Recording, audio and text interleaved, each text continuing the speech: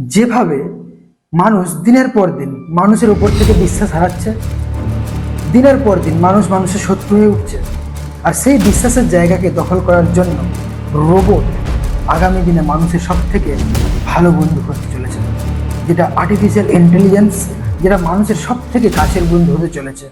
আর আগামী দিনে রোবটই হবে মানুষের সব থেকে কাছের বন্ধু। তখন এক নতুন যুগের সূচনা হবে। এই যুগ আসতে আর বেশি দেরি নেই।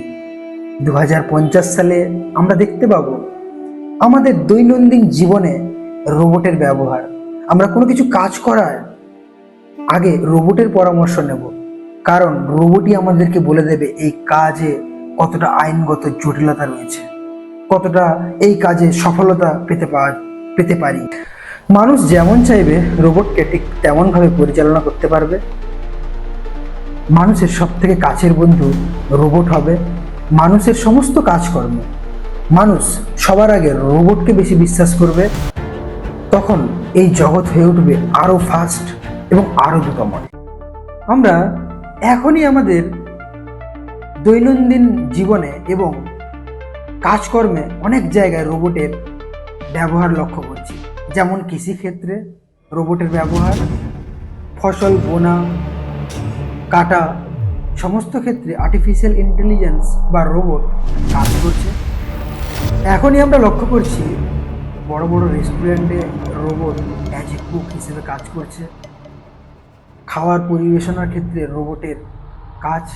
এছাড়া আমরা দেখতে পাচ্ছি বড় বড় সার্জারি রোবটের মধ্য দিয়ে হচ্ছে মেডিকেল জগতে, এবং রোবট বড় বড় টেলিফোনিক কোম্পানিতে রোবটই অ্যাজ এ টেলিকলার কাজ করছে।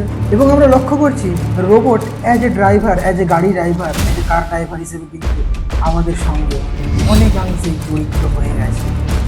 তো বন্ধু, আর বেশি দেরি নয়, খুবই শিগগির আমরা আমাদের দৈনন্দিন জীবনেও রোবটের প্রাধান্য লক্ষ্য করব। যেমন বাড়ির কাজের ক্ষেত্রে আমরা রোবটকে ইউজ করব। আমাদের কাজের জন্য বাজার করাতে আমরা কিন্তু রোবটকে ব্যবহার করব। আমাদের বাড়িতে রান্না রোবটের মাধ্যমে আমরা করব। আমাদের যে টাইম সেটা আমরা সব থেকে বেশি রোবটের সঙ্গে কাটাবো। কেন কি রোবট আমাদেরকে অনেক বেশি আমাদের চাওয়া মতো কাজগুলো পূরণ করতে সমর্থ হবে। আজ আমরা প্রত্যেকেই ডিজিটালাইজেশনের যুগে বসবাস করছি, এবং ডিজিটালাইজেশন সব শুরু, আগের অনেক পরিধি রয়েছে। আমরা আজকাল কোনো কিছু কাজ করার জন্য আমরা কিন্তু গুগলে কোশ্চেন করে দেখে নিই যে সেই জায়গাটা আমি যেটা ভাবছি সেটা ঠিক কি ভুল। আমি কোনো রাস্তায় যদি হাঁটি তখন আমরা কি করি না, রাস্তায় হাঁটলে আমরা গুগল ম্যাপ ইউজ করি। রাস্তা পারাপার বা চলাচলের জন্য বা বিভিন্ন জায়গায় যাওয়ার জন্য আমরা কিন্তু গুগল ম্যাপকে ইউজ করি। মানুষ আমাদেরকে ভুল বলতে পারে, বাট অনেক ক্ষেত্রে গুগল ম্যাপ আমাদেরকে সঠিকটা বলে দেয়। তাই যেভাবে আমরা দিন দিন এই ডিজিটালাইজেশনের যুগে জড়িয়ে যাচ্ছি এবং আমাদের কাজে আমরা এই টেকনোলজিকে ইউজ করছি, আর্টিফিশিয়াল ইন্টেলিজেন্স আসতে আর কিন্তু বেশি দেরি নেই। খুব তাড়াতাড়ি আমাদের দৈনন্দিন জীবনযাত্রার মানকে আরও উন্নত করতে রোবট আমাদের কাছে আপন বন্ধু হয়ে হিসেবে ধরা দেবে। তার জন্য প্রস্তুত থাকুন বন্ধু, কারণ দিন দিন রোবটের মেমোরি মানুষের মেমোরি থেকে অনেক বেশি স্ট্রং হয়ে উঠবে।